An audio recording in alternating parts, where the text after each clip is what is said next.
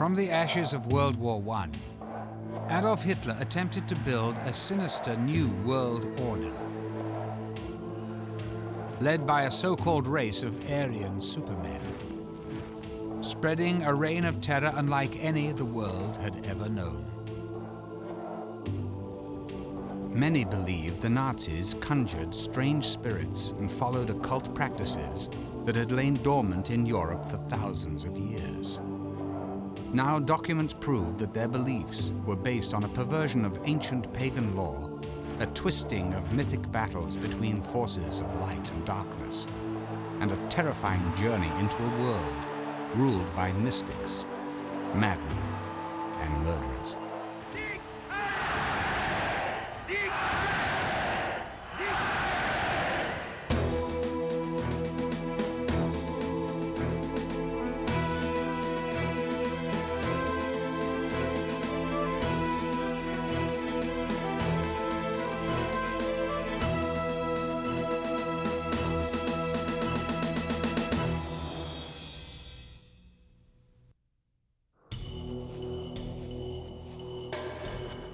The Himalayas of Tibet.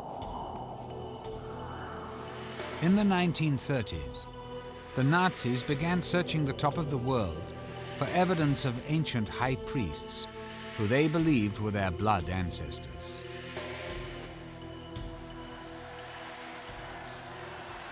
The Nazi belief in these ancestors was to form the foundation of Germany's new religion, a religion with Adolf Hitler as its high priest.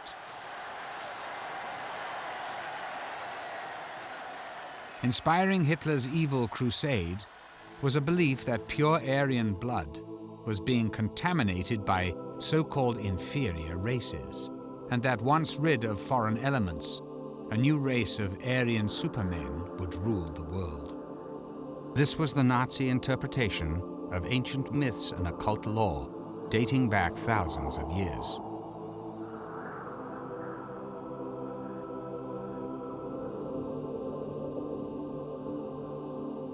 To prove their superiority, the Nazis would leave no myth or religion unexplored, in effect borrowing from any belief they could adapt to the Aryan cause.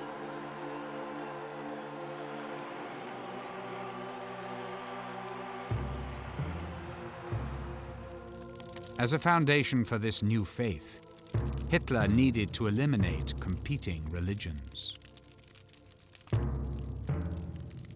To achieve absolute control, he not only used the power of myth, but co-opted Christian ritual. His inner circle, who had strong ties to the occult, would help him to accomplish this goal. Among them were Deputy Führer Rudolf Hess, whose correspondence reveals a devotion to astrology and forecasting by the stars. Nazi Commissioner for Philosophy and Education, Alfred Rosenberg, who wrote the book laying out the tenets of the Nazi religion. Joseph Goebbels, Hitler's Minister of Propaganda, whose diary records his use of astrological forecasts in planning the war against the Allies.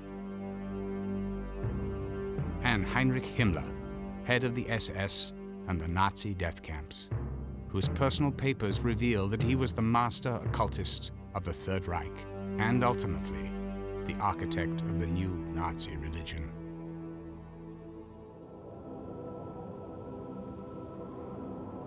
At the foundation of this new religion was an ancient occult legend that tells the story of a continent somewhere in the North Atlantic. There lived a race of super beings who had fallen from grace through evil and vice.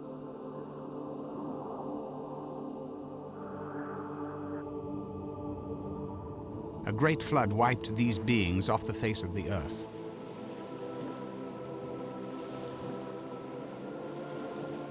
But before they could all be destroyed, certain priests escaped by boat, eventually finding their way to India and the high peaks of Tibet. These escaped priests, believed by mystics to be the original race of Aryan godmen, were said to be the ancestors of all Indian and European people. The land was called Atlantis.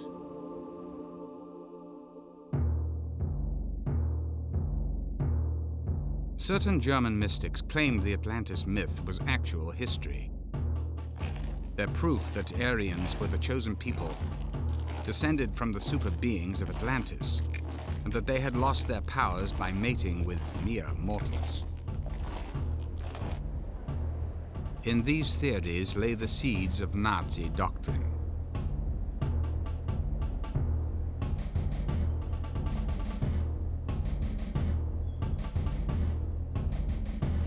Reichsführer SS Heinrich Himmler, an extreme nationalist, made it his mission to prove that the Germanic peoples were the descendants of the Atlantic master race.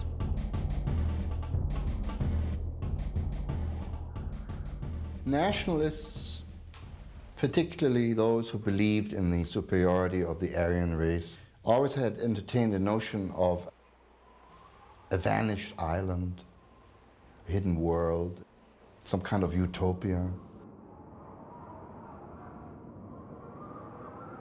Himmler may have thought it was in Tibet, and that this master race, the Atlantic master race, as Himmler liked to call it, might have been in the Tibetan mountains. Descendants would still be alive. Himmler believed the occult legend of Atlantis was true, that the mythical super beings of Atlantis eventually made their way from Tibet to northern Europe, and that their descendants became the Nordic or Aryan races.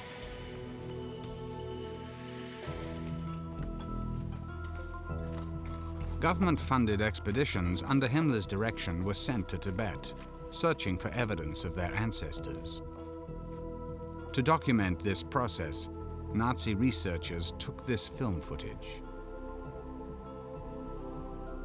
In 1946, in a post-war interrogation by the US Army, the SS scientist who led one of the Tibetan expeditions described his first meeting with Himmler. He said, "Himmler mentioned his belief that the Nordic race did not evolve, but came directly down from heaven to settle on the Atlantic continent, and that ancient immigrants from Atlantis had founded a great civilization in Central Asia."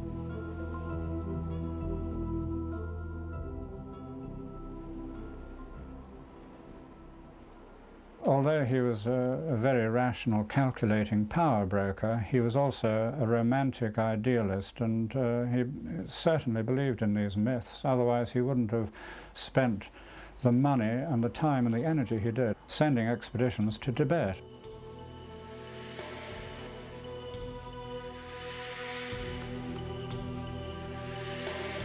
In Tibet, villages were subjected to full-body inspections by Nazi researchers, looking for what the party called Aryan physical traits: narrow foreheads, long limbs, and angular features.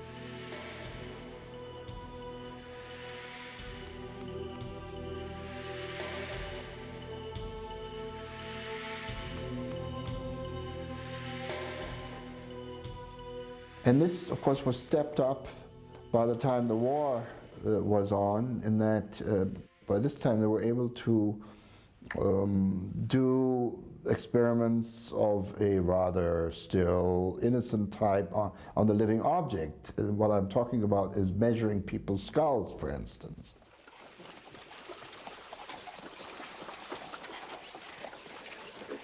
The quest to prove the superiority of the Aryan race soon moved into the criminal.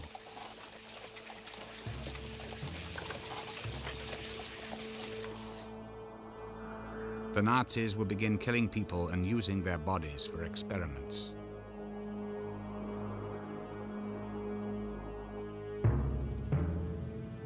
They believed that once they had proven that their ancestors were gods, it would be a simple step to recreate this race of Aryan godmen through selective breeding. That you could somehow force human evolution in a sort of hothouse environment by selecting the parents of a child and then rebreeding their offspring. until the day when eventually you managed to breed the Superman, who was predicted by all their occult theories.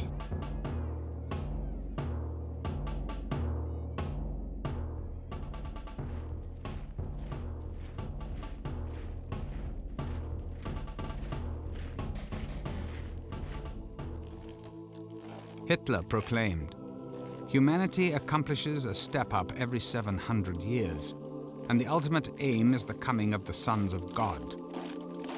All creative forces will be concentrated in a new species. It will be infinitely superior to modern man."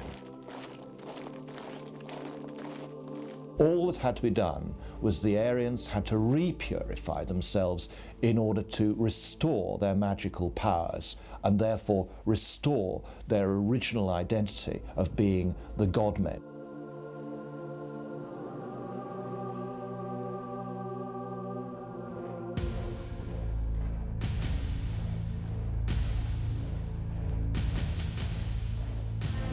The breeding stock was Himmler's SS. He recruited only the strongest, best conditioned, and what he considered the best looking young men. Tall, blonde, and blue-eyed. These future warriors had to be well educated and only from families of pure Aryan heritage. The SS had been generally rather tall, well-made men, warriors. Now, Himmler did decree this for the SS in so much as they should all be 5'9" tall. Himmler was 5'9" tall. In addition to their size, they had to be of pure blood. Now, for the officers, they had to prove pure German ancestry without interbreeding back to 1750.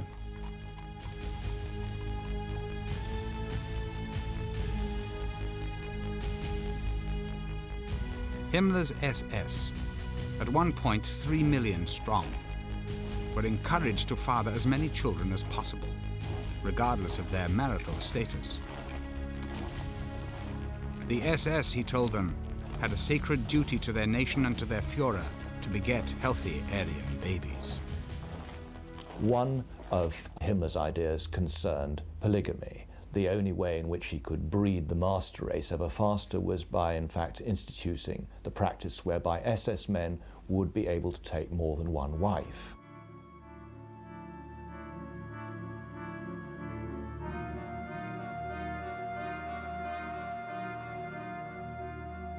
In 1935, Himmler created the SS Lebensborn program, meaning fountain of life.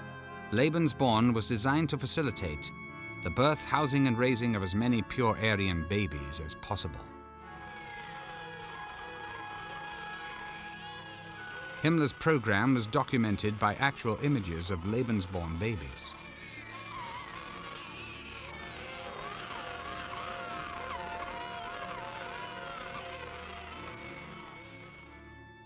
The SS Lebensborn was providing conditions whereby young girls could in fact be served by SS studs. He suggested that young Aryan girls in Germany who hadn't been able to find a boyfriend or a husband need not forego the pleasures of motherhood.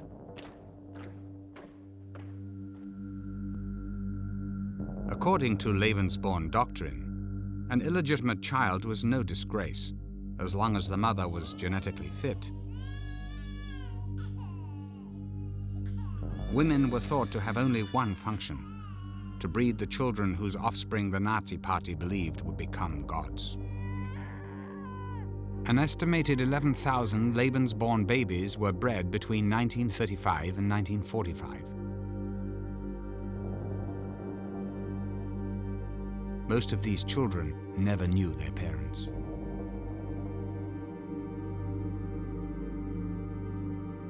The SS Weekly newspaper declared, "Only when the number of cradles constantly exceeds the number of coffins can we look forward with good cheer to a better future." The babies of Lebensborn immediately became property of the state. Some were raised at Lebensborn homes, while others were adopted and raised by SS families. During the war, children with Aryan appearance were abducted from conquered nations and sent to Lebensborn homes in Germany. Nazi records indicate that 200,000 Polish babies alone were kidnapped and placed in Lebensborn homes, where they received careful training in every aspect of Nazi culture and mythology.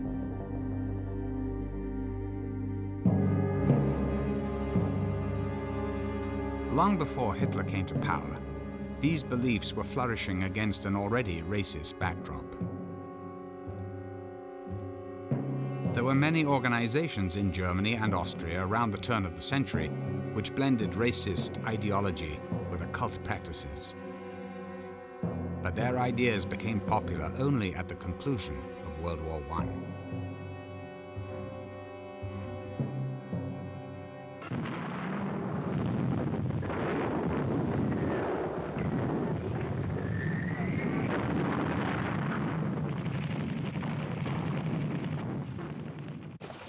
The once mighty empire of Germany had been disarmed and at the mercy of the victorious nations after the First World War.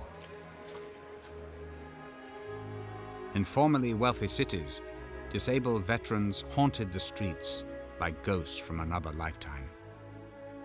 Somebody who grew up in Berlin in the 20s remembers anything. He remembers the urban landscape with cripples from the First World War, who of course had no pension, no nothing, who begged on the street without legs and arms, who remembered the great misery of what you might call the urban landscape. Millions were unemployed. Inflation was rampant. Recession, starvation, and poverty were everywhere. I saw many demonstrations before Hitler came to power. Real demonstrations which arose from the suffering of the people, the mass unemployment and therefrom deriving poverty. And they were shouting slogans like, give us bread, give us work.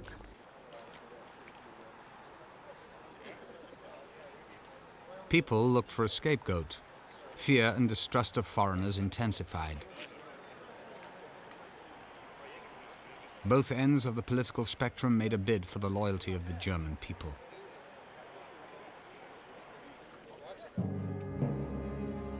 After serving with distinction in the First World War, Hitler was stationed in Munich, where it was his job to infiltrate left-wing organizations for the army.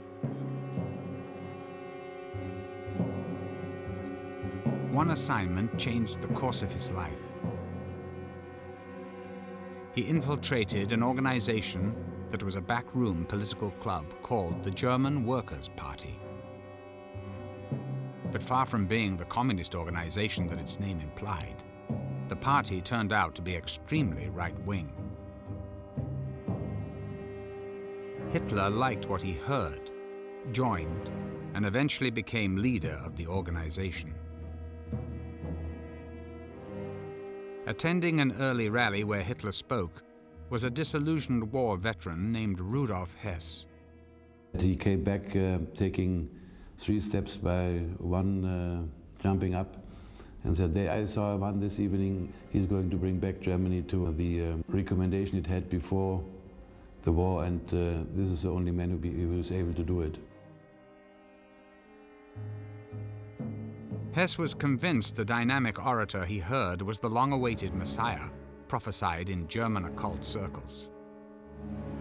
With racist philosopher Alfred Rosenberg, Hess was a supporter of one of the more prominent groups, the Thule Society, which actively sought a Germanic Messiah and was dedicated to the revival of the so-called Aryan master race. Members practiced astrology, sun worship, and other occult sciences, thinking that this would help them reach their goal.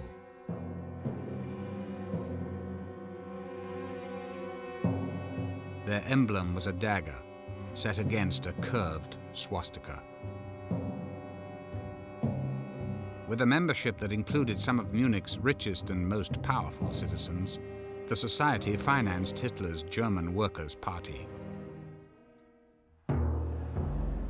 In 1920, Hitler's party officially changed its name to the German National Socialist Workers' Party, the NSDAP, or as it would soon become known, the Nazi Party. With Hitler as its leader, the Nazi Party grew quickly, sweeping people up in a frenzy of fear-mongering and fiery oratory. He gave them the strong, charismatic leader they'd yearned for since the war. Like many Germans and Austrians of the time, Hitler lived in an environment that was already hostile to Judaism. He would have easily found these ideas in popular publications, such as Ostara, an overtly racist occult magazine written by a renegade and ultimately defrocked monk and mystic named Lanz von Liebenfels. Ostara magazine was a good example of how Hitler would have picked up his racism and his anti-Semitism. He even paid a visit to Lanz's editorial office to obtain back numbers. Immensely popular at the time, the journal preached that the Nordic or Aryan races had much to fear from people darker than themselves, and targeted Jews as the most threatening. The Ostara claimed that the Jews were preventing the Aryans from taking their rightful place as rulers of the world, an eternal struggle dating back to biblical times. Headlines read, "Are you blonde? Then you are in danger. You should therefore read Ostara, Publications for Blondes and the Male Rights Movement." The publication outlined what would become the Nazi worldview: racial selection, Lebensborn, and even the Nazi death camps. With these ideas in place, Hitler's developing theories of race were ready to be further influenced. This time by Thule Society supporter Alfred Rosenberg, the racist philosopher and occultist who would eventually become the Führer's voice in spiritual matters. In his book, The Myth of the 20th Century, Rosenberg reinvented Germanic history and laid out the foundation for the new Nazi creed, the religion of the blood. He saw blood, particularly in a religious sense, as the determining factor. In other words, a church had to be a church of the blood rather than a church of faith or a church of belief. The blood tied together the Nordic races. So for Rosenberg, blood, racial stock, racial identity became the keynotes of this new ideology.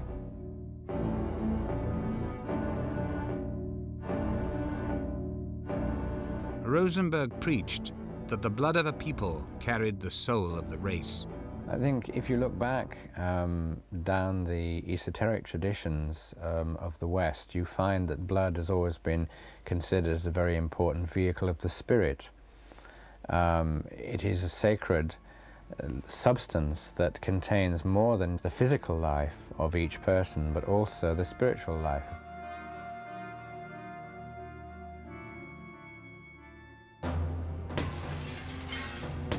Nordic myth replaced the Christian Bible as the foundation of the new Nazi religion.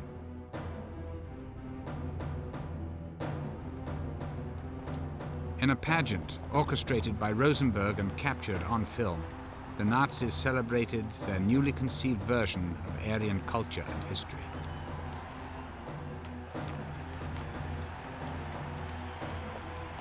Rosenberg wrote, "Today a new mythos is dawning, the mythos of the blood, the belief that the godly essence is to be defended through the blood."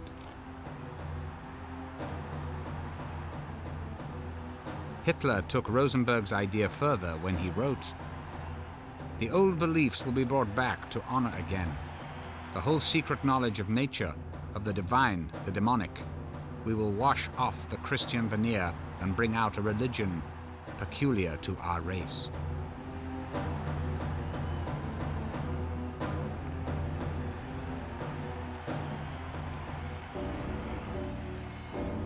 As a symbol for the new religion, Hitler chose the swastika.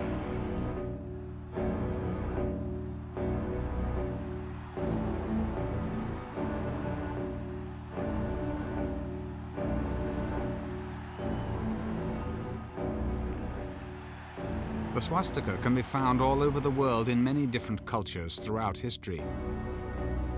From earliest times, it was the symbol of good luck in China, and to this day it remains a religious emblem in the Hindu and Buddhist faiths.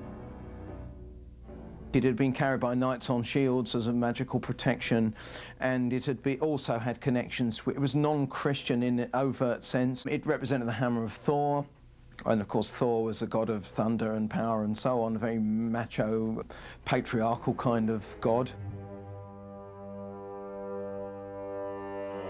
Among the Norsemen, the swastika was a reminder of the Arctic sun, worshipped throughout pagan law as a bearer of life and good fortune. For Hitler, the swastika held a different meaning. He wrote, "In the swastika, we see the mission of the struggle for the victory of the Aryan man."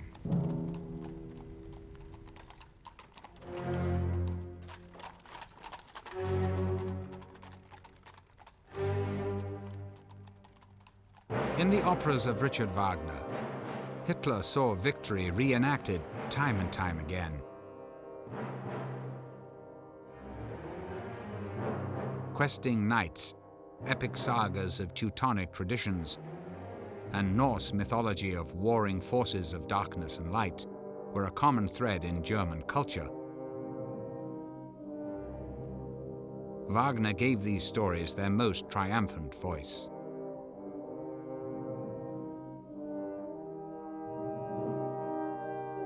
Adolf Hitler was only 12 years old when he saw his first Wagner opera.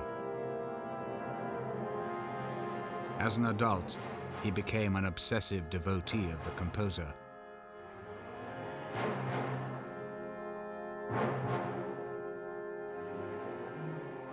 Richard Wagner was the most singularly admired person in Adolf Hitler's life and career, ever.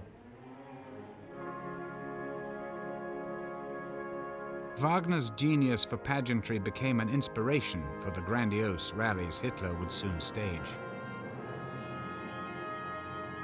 Rallies where Wagner's music was often played. The music has the effect of a drug, completely eliminating the intellectual, the critical approach.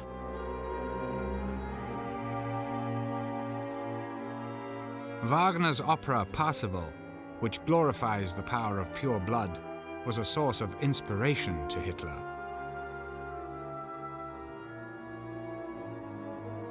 It is an epic retelling of the quest for the Holy Grail.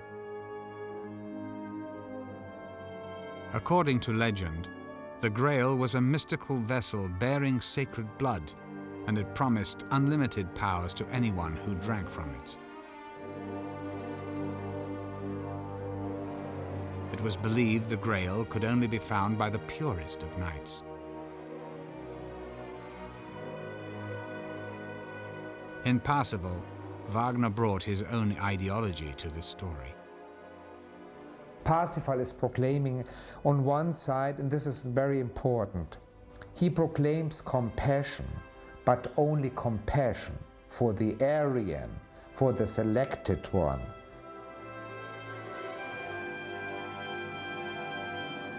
Parsifal is a central symbol in Hitler's imagination. He often spoke of founding the religion of Parsifal again. And this idea of a Christian Grail Knight seeking the mythos of pure blood is central to both Wagner and Hitler's own conception of what Nazi racism was doing in this supernatural sense.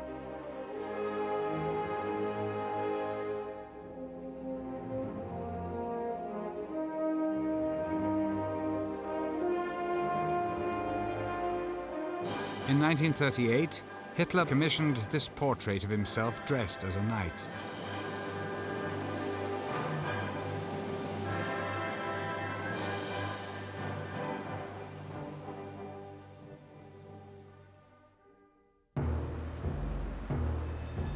Hitler's bid for power began on November the 9th, 1923, with an attempted overthrow of the Bavarian government. Leading a private army called stormtroopers, he launched a surprise attack on a beer hall where government leaders were meeting. With Hess and Rosenberg at his side, Hitler brashly announced the formation of a new government, then took to the streets, marching 3,000 stormtroopers through Munich. They were confronted by police, shots were fired, and 16 of Hitler's men were killed. It was a failed coup. But in the 10 years before Hitler seized power, the 16 would become martyrs. At that time they were carrying a swastika flag, and this sort of fell with the people, and the blood of the dead got upon it. And a ritual arose whereby every new Nazi flag and banner was not empowered until Hitler had touched the flag against this flag.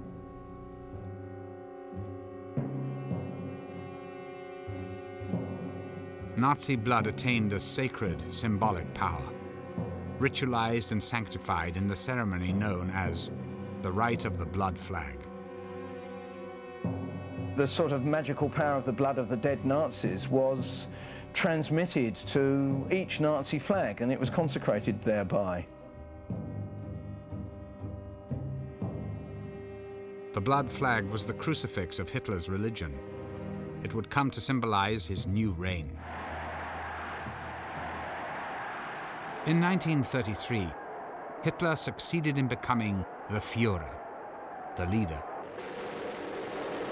Unser Führer, der Reichskanzler Adolf Hitler, hat das Wort.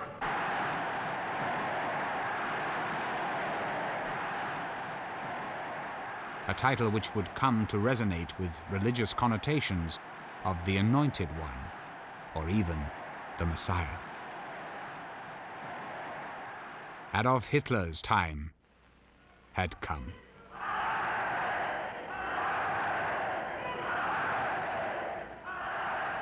Die Partei ist Hitler. Hitler aber The party is Hitler, Hitler is Germany, and Germany is Hitler.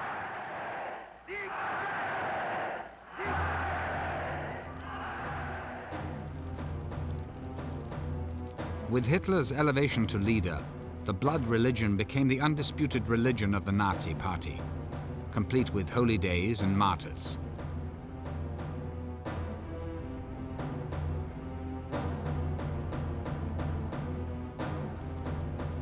Propaganda minister Goebbels orchestrated a ritual in which the 16 Nazi heroes were honored as martyrs of the Reich, who died, were resurrected, then achieved eternal life. Goebbels assured that all Germans would partake in the ceremony by broadcasting it over loudspeakers placed on street corners throughout the country. Part of the message said, "The night of the dead march in. At midnight, a mystical, ceremonial play, the birth of the Reich. They fight, die, and are victorious, just as the Third Reich was founded."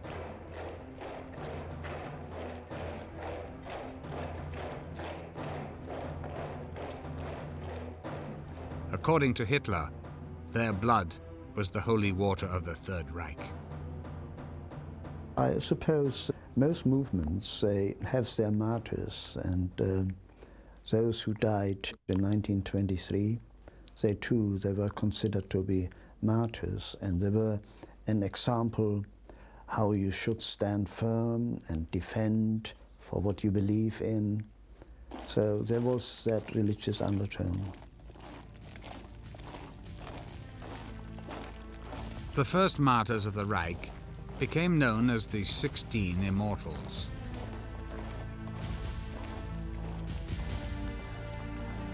In Munich, the ritual began with a funeral march down the very streets where the Immortals fell.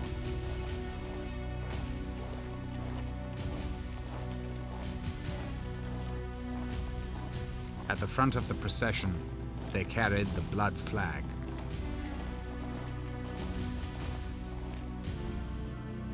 Along the route hung huge red flags bearing slanted Germanic runes, the ritual symbol of sacrifice from pagan law.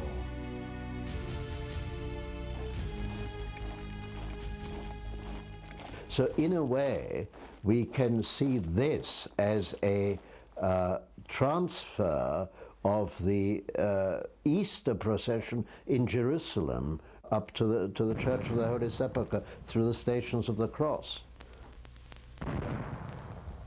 So there is an obvious copying of Christian ritual.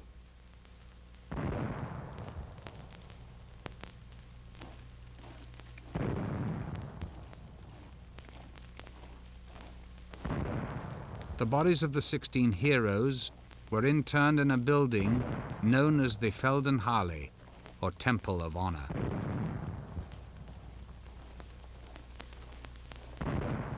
It would become a Nazi shrine.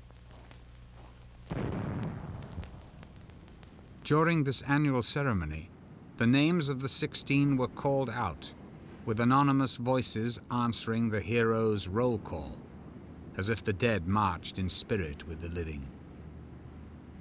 And when I was about 16, 17, my father took me to Munich, and I went to this Feldherrnhalle.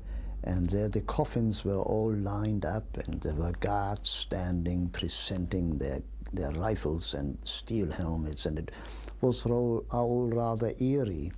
In so many intervals, the names were mentioned, and they said, Friedrich Müller, and then a voice said, here. And then the next name, Hermann Stammer.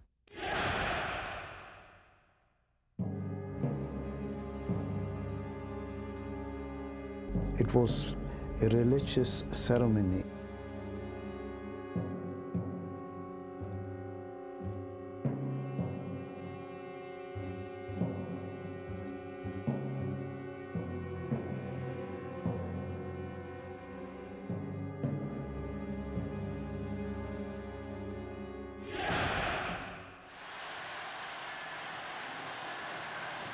With the rituals of his new religion in place, Hitler unleashed the next step of his plan.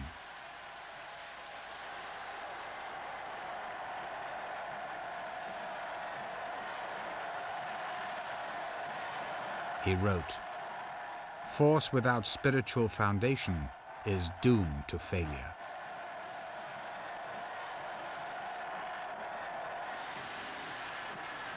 It is a nationalism which determines everything. Your whole lifestyle, yes?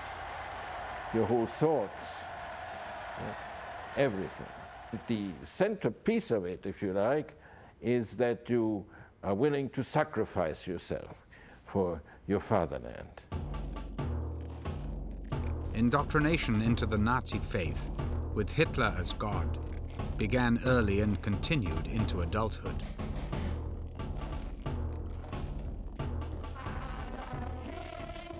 Adolf Hitler is our savior, our hero.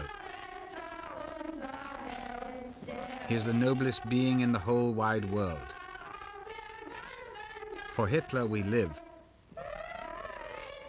For Hitler we die. Hitler is our Lord.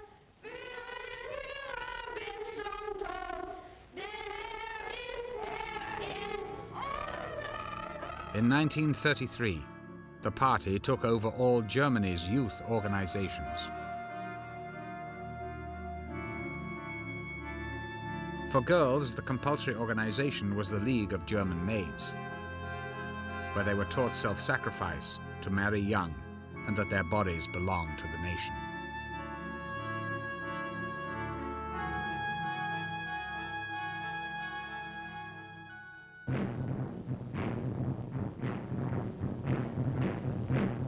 Ten-year-old boys became members of the Organization of Young German People.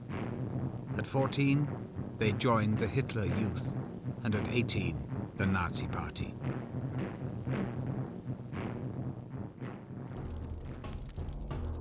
At each stage, they were taught the Nazi creed of sacred blood rituals, racial superiority, and total allegiance to Hitler, even to the death.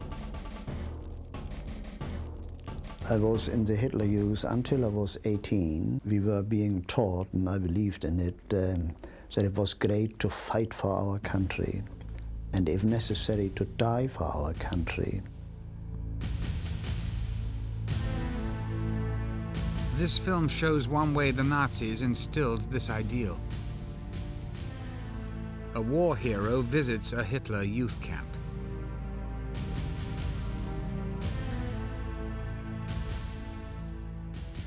It was great to be told that you belong to the greatest race, the greatest nation on earth. I thought that because I was a German, that German blood was running through my vein, that made me superior to all the others.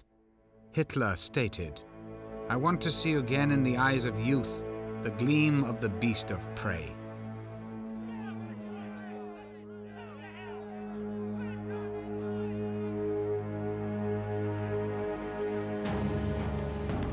The Hitler youth chanted a song of death. We are rising up to face storms of battle. A hero's death is our right.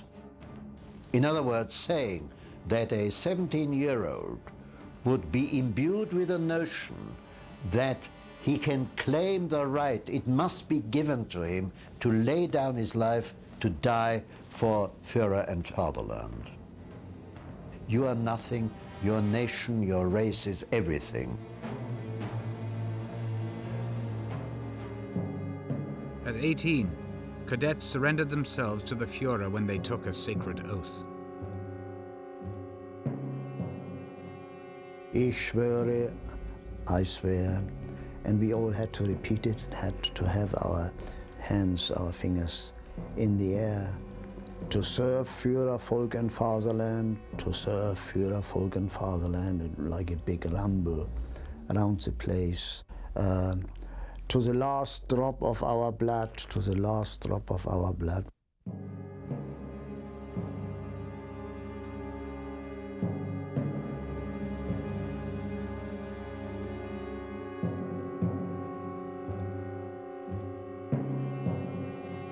At the core of every German's indoctrination was Hitler's autobiography, Mein Kampf, or My Struggle. In it, he outlined the philosophy of the plans for a 1,000-year Nazi reign. Mein Kampf became the Nazi Bible. I thought it was the greatest book ever written. The Bible is nothing as compared with that. And I still can quote from it now. And I mean, I've read it more than 60 years ago. In conjunction with Mein Kampf, the principles of the blood religion began to form the basis of Nazi policy. Forced sterilization laws were enacted. Even Aryans were investigated for hereditary diseases. Ailments ranging from tuberculosis and epilepsy to alcoholism and depression were cause for automatic sterilization. Over 400,000 Germans suffered this fate. Hitler rationalized. The demand that defective people be prevented from propagating equally defective offspring is a demand of clearest reason, and if systematically executed, represents the most humane act of mankind.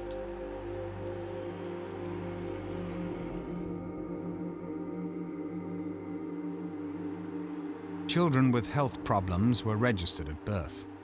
If their problems persisted, Nazi doctors would secretly administer lethal injections, telling their parents they died of natural causes. A euthanasia program was instituted for the mentally and physically impaired. Propaganda films claimed these were acts of kindness, freeing trapped souls from tormented bodies. By 1935, Hitler had created the blood laws, which made it a criminal act for a pure German to marry or even have sex with a Jew. And German Jews were stripped of their rights as citizens.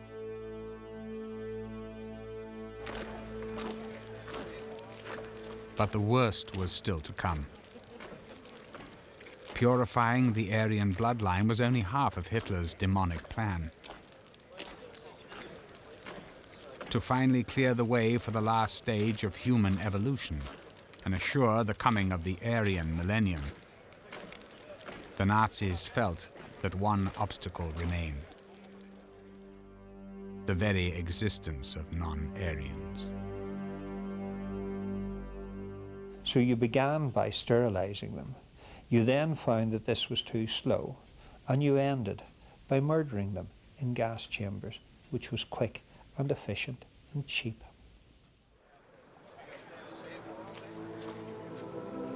Hitler wrote, "The gravest and most ruthless decisions will have to be made, a barbaric measure for the unfortunate who is struck by it, but a blessing for his fellow man and posterity.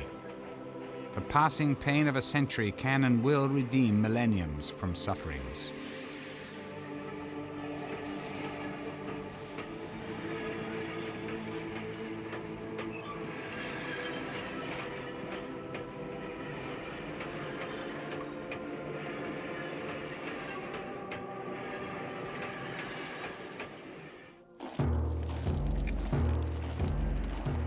The idea that the few should be sacrificed for the good of the many extended even to Hitler's SA, the stormtroopers.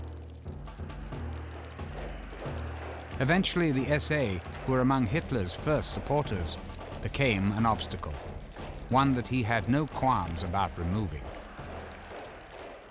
Without the SA, probably he would not have come to power, because people were afraid of the SA. They were rowdies and street fighters.